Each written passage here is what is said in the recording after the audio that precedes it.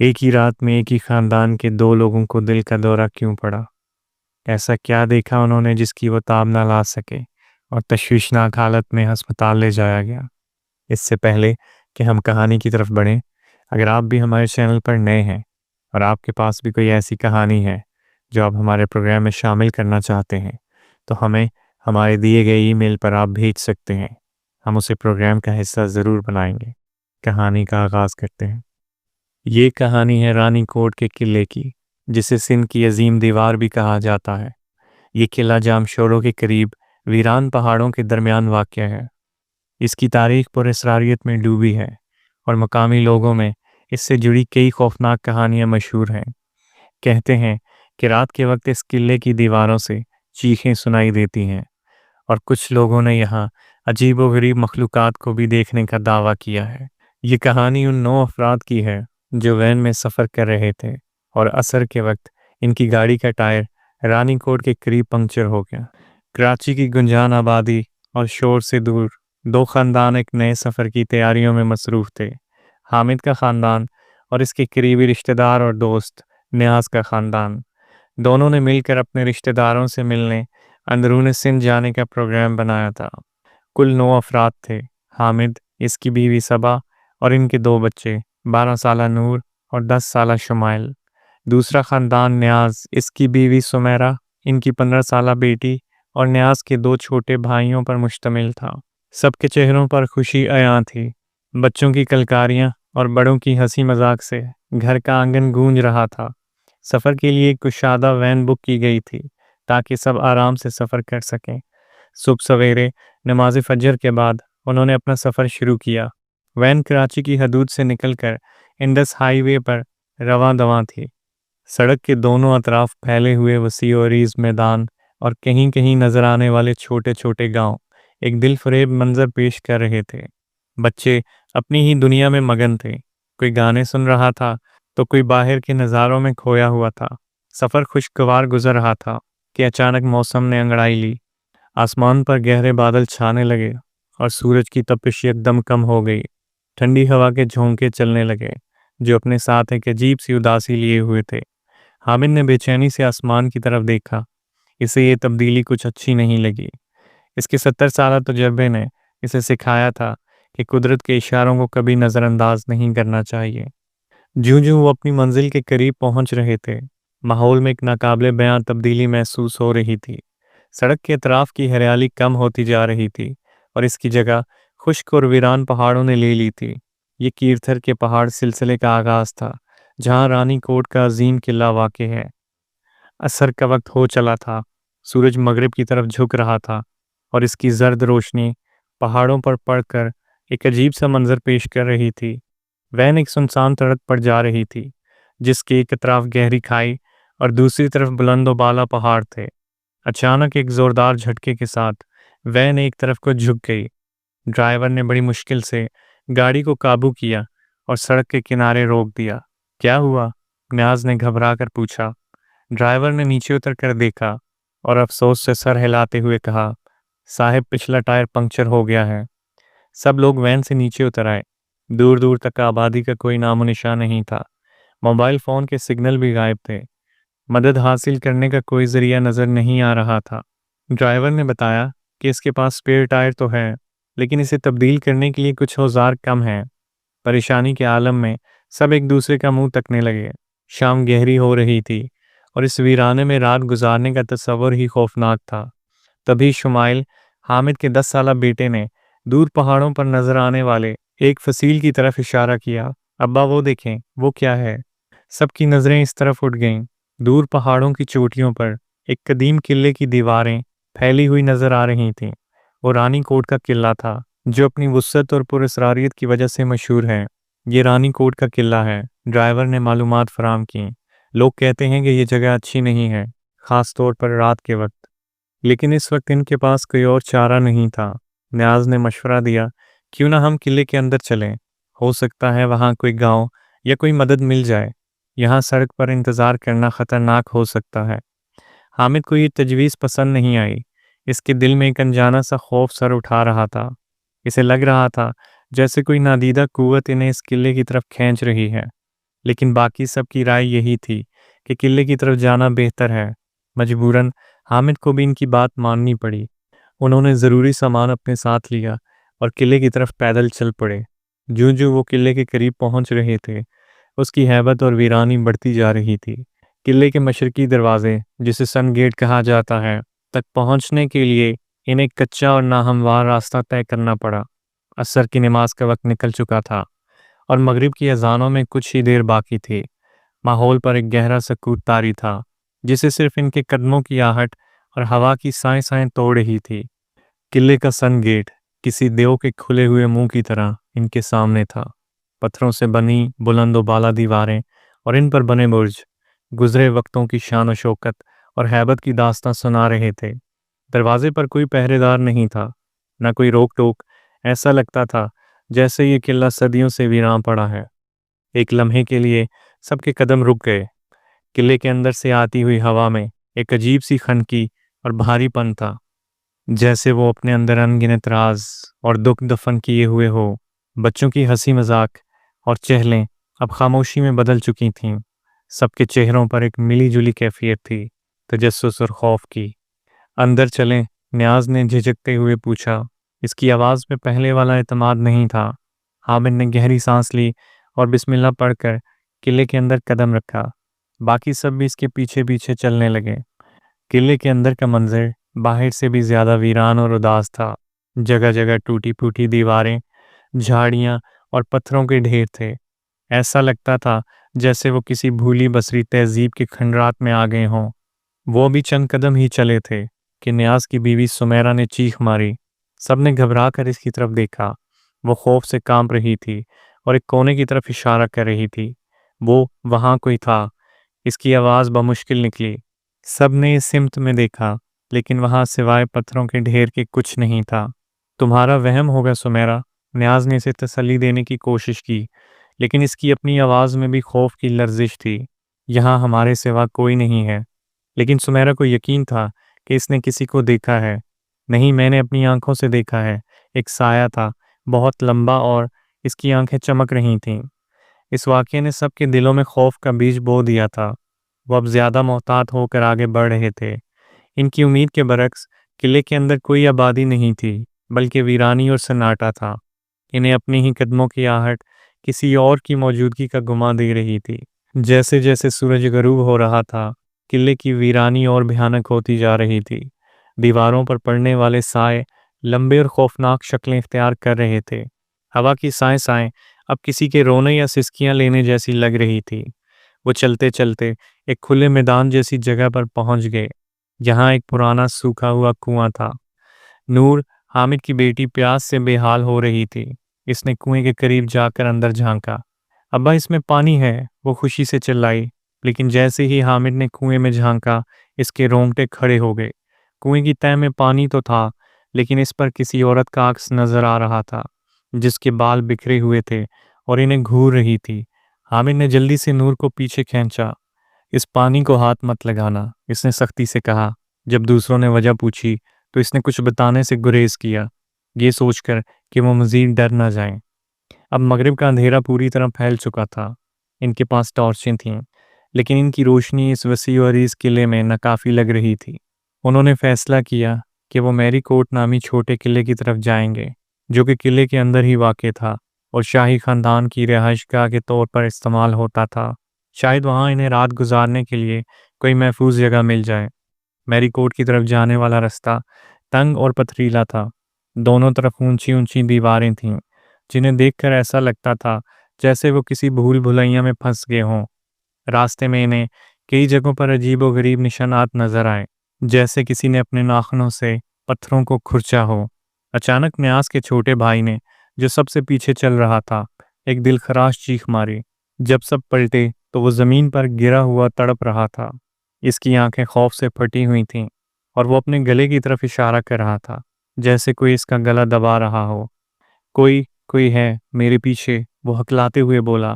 حامد نے جلدی سے ٹارچ اس کے پیچھے کی دیوار پر ماری۔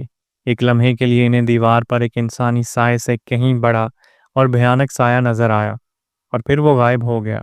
وہ سب سہم کر رہ گئے۔ انہیں اب یقین ہو گیا تھا کہ وہ اس قلعے میں اکیلے نہیں ہیں۔ कोई नादीदा शैतानी कुव्वत इनके साथ थी। खौफ और दहशत के आलम में वो भागते हुए मैरी कोट तक पहुंचे। ये निस्बतन एक छोटी और महफूज जगह लग रही थी।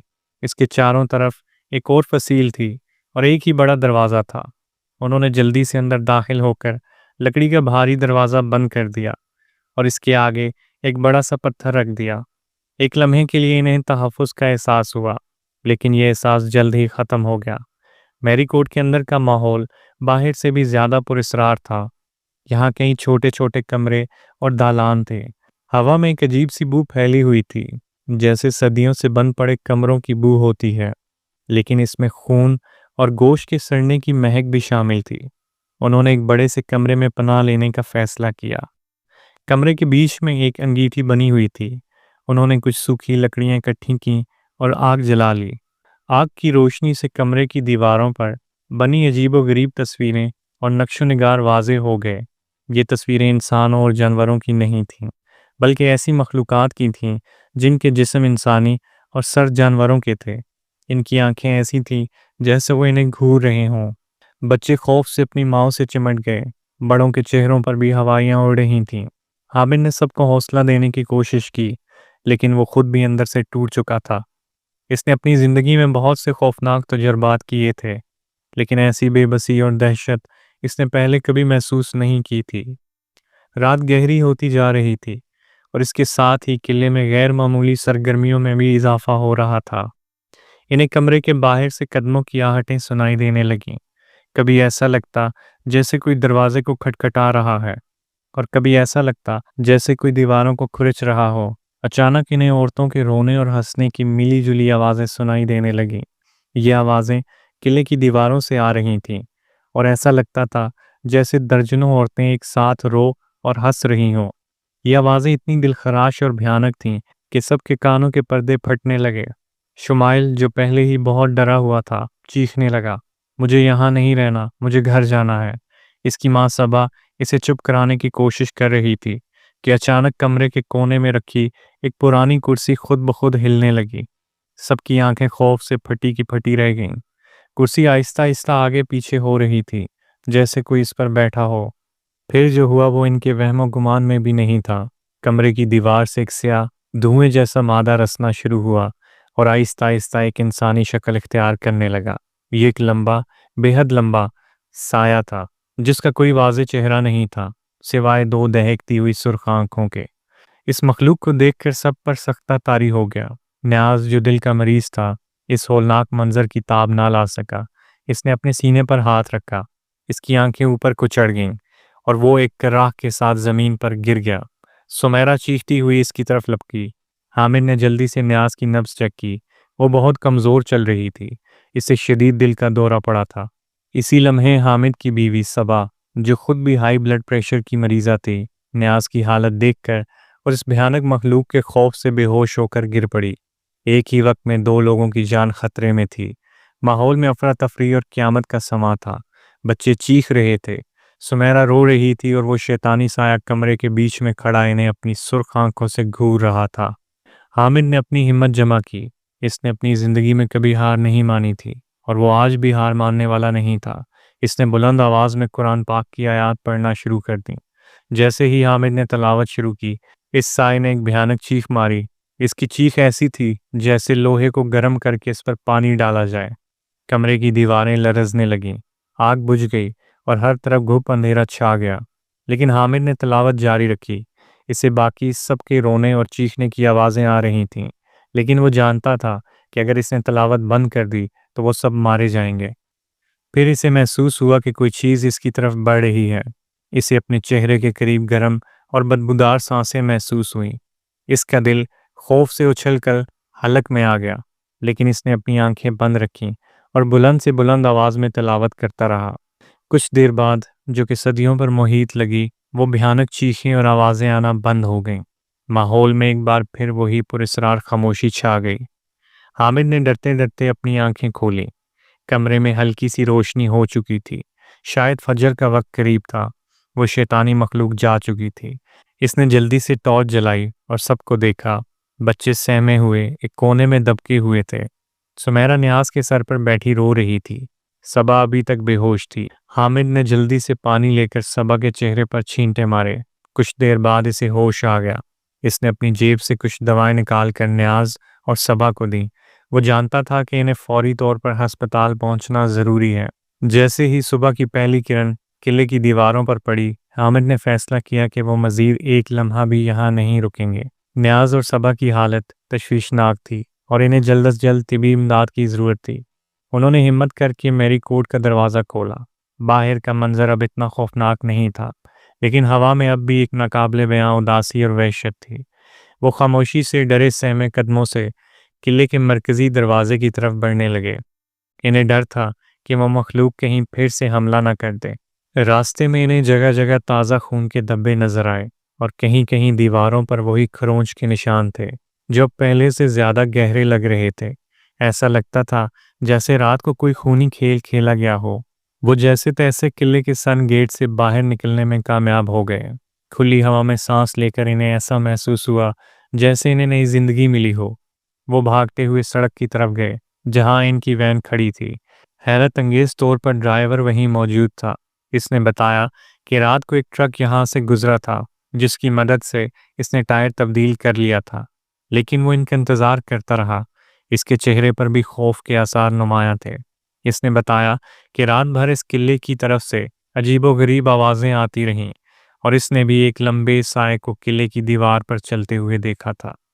वो जल्दी से वैन में सवार हुए और वहां से निकल गए। इनका अगला पड़ाव करीब तरीन शहर का अस्पताल था। अस्पताल पहुंचकर न्याज और सबा को फौरी तौर पर इमरजेंसी वार्ड में दाखिल कर लिया गया। डॉक्टरों ने बताया कि दोनों को शदीद हार्ट अटैक हुआ था, लेकिन बरवक्त तिबी इमदाद मिल जाने की वजह से इनकी जान बच गई है। 2 दिन अस्पताल में गुजारने के बाद जब न्याज और सबा की हालत कुछ बेहतर हुई तो उन्होंने वापस कराची जाने का फैसला किया।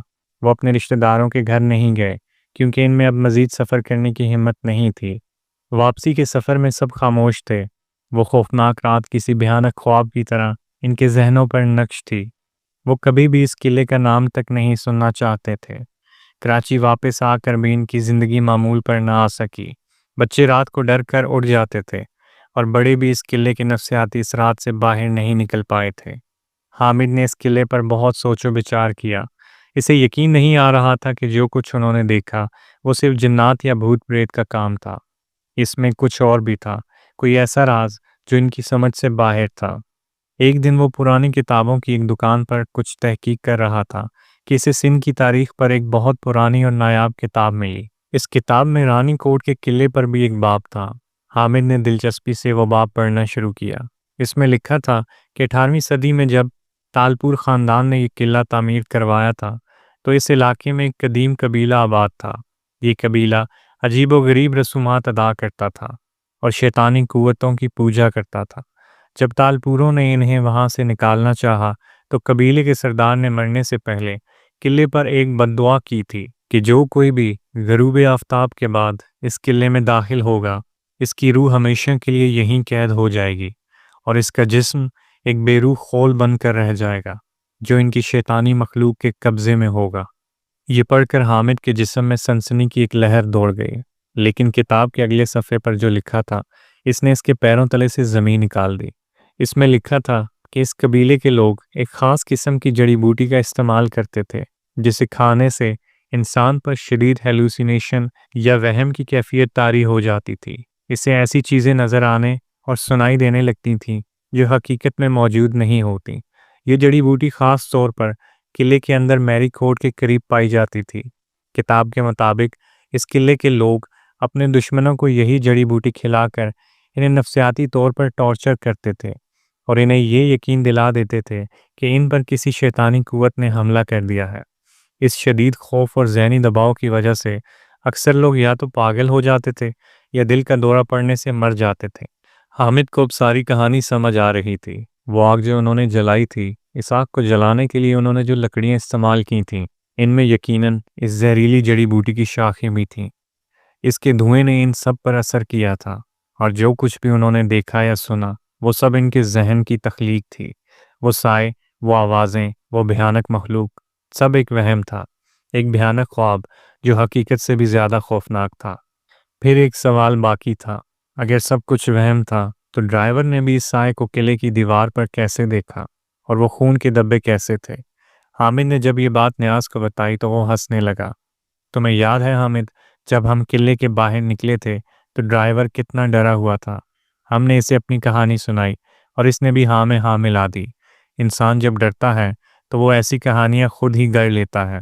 रही बात खून के धब्बों की, तो हो सकता है कि किले में कोई जानवर जख्मी हुआ हो, लेकिन हामिद को इसकी बातों पर पूरी तरह यकीन नहीं आया।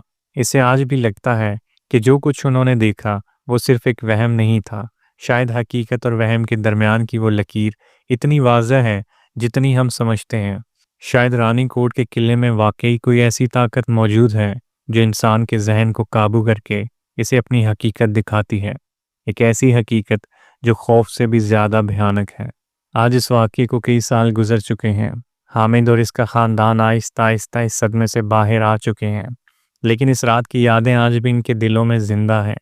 वो आज भी जब रात को आसमान पर चमकते सितारों को देखते हैं तो इन्हें रानी कोट के वो वीरान पहाड़ याद आ जाते हैं, जिनके बीच वो किला आज भी खड़ा है, अपने सीने में अनगिनत राज दफन किए हुए। आपको ये कहानी कैसी लगी? कमेंट्स में अपनी राय का इजहार ज़रूर कीजिएगा। अगर आपके पास भी कोई ऐसी कहानी है जो आप हमारे प्रोग्राम में शामिल करना चाहते हैं, तो हमें हमारे दिए गए ईमेल पर आप अपनी कहानी भेज सकते हैं। हम उसे अपने प्रोग्राम में ज़रूर शामिल करेंगे। वीडियो को लाइक करके चैनल को सब्सक्राइब कर दीजिएगा। इससे हमारी हौसला अफजाई होगी और हम आपके लिए ऐसी और कहानियाँ लाते रहेंगे। अपना बहुत सा ख्याल रखिएगा। अगली वीडियो तक के लिए अल्लाह हाफ़िज़।